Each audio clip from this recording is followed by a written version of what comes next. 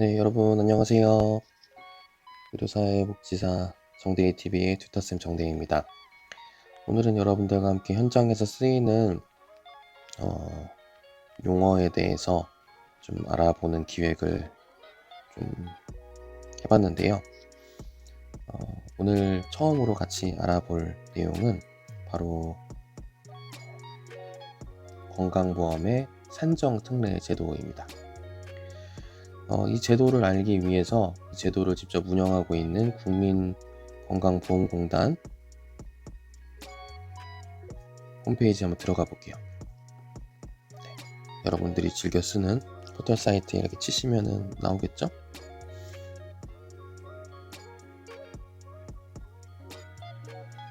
그래서 여기에서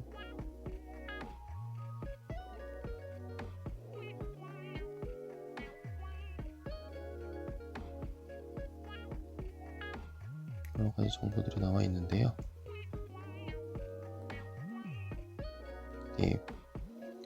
돋보기에 제가 여러분들과 오늘 함께 알아볼 거는 산정특례 제도예요. 산정특례 딱 치시면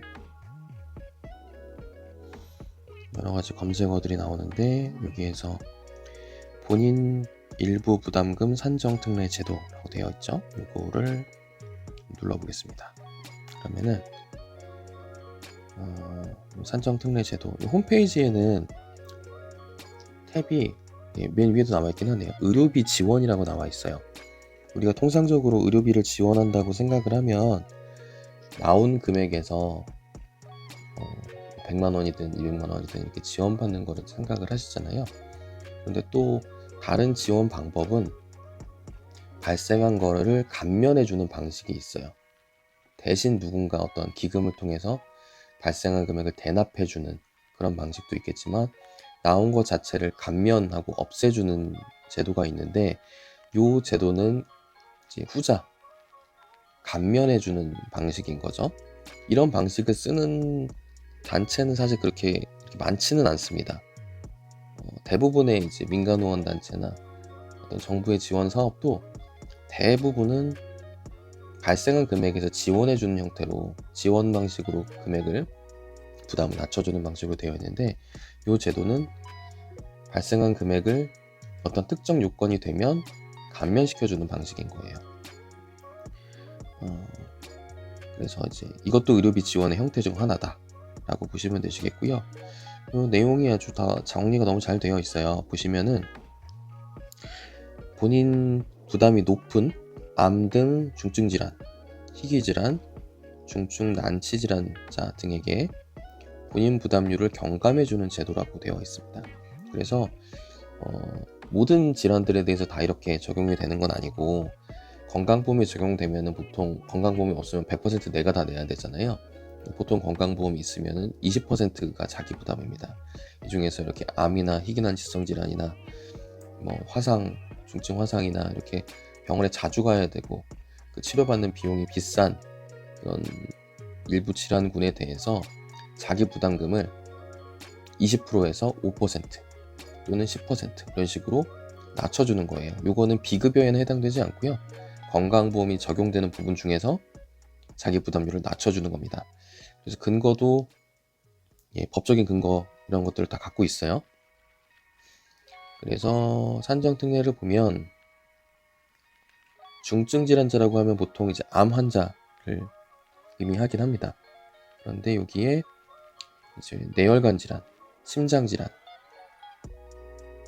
중증 화상, 암 이렇게 좀 세부 카테고리로 이렇게 볼 수가 있고요. 보통 이제 뇌혈관 질환과 심장 질환 같은 경우에 수술하셨을 때 그 기간에 보통 그 입원 기간에 적용되는 경우고요. 암은 5년이라는 기간 동안 이제 혜택을 받고 그다음에 5년이 지나고 나서 또 치료를 계속 지속적으로 받고 있으면서 연장해주고 이런 개념입니다. 홈페이지를 통해서 세부 항목 이런 것들 한번 보세요. 그리고 희귀난치성 질환 환자 같은 경우에도 이제 여기 보면은 100분의 10의 본인 부담이라고 이게 나와 있죠. 그래서 보통 20%인데 이걸 10%로 낮춰주게 되고요. 그럼 어떤 질환이 산정특례를 받을 수 있느냐? 암 같은 경우에 암 코드가 있고요. 희귀질환 같은 경우에는 어마어마하게 많겠죠.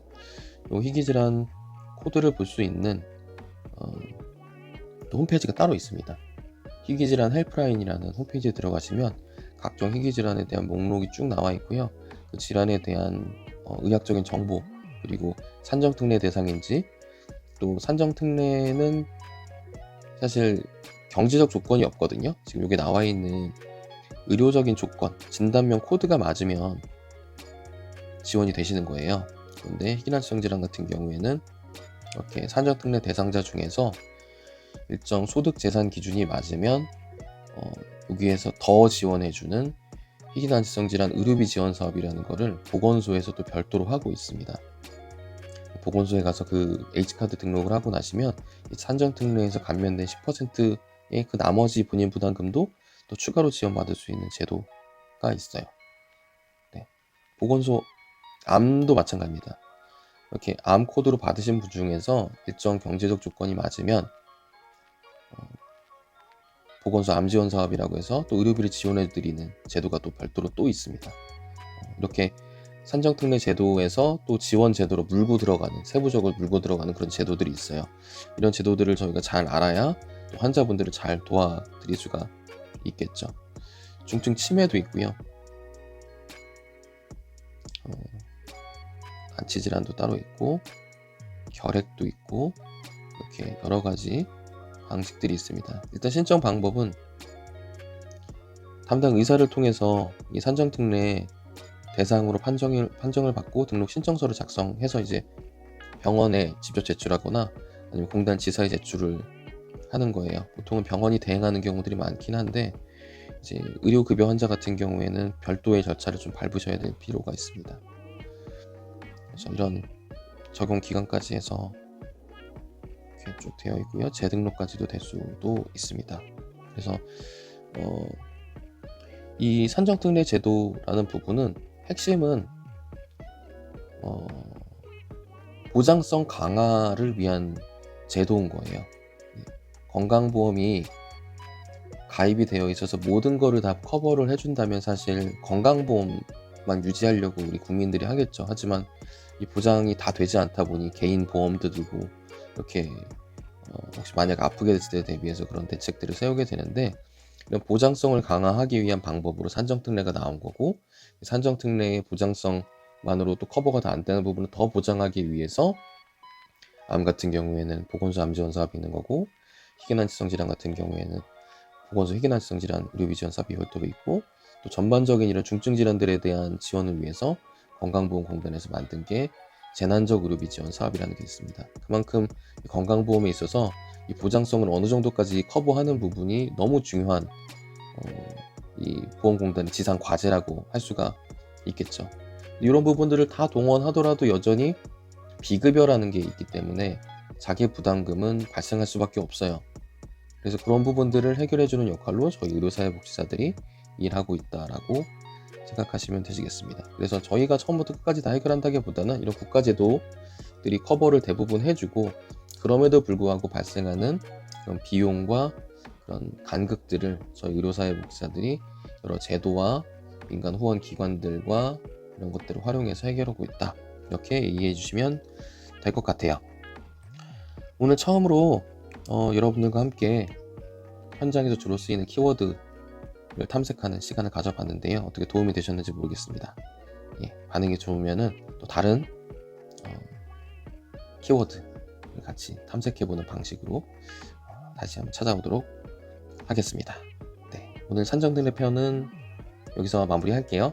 좋은 주말 되세요. 안녕히 계세요. 안녕.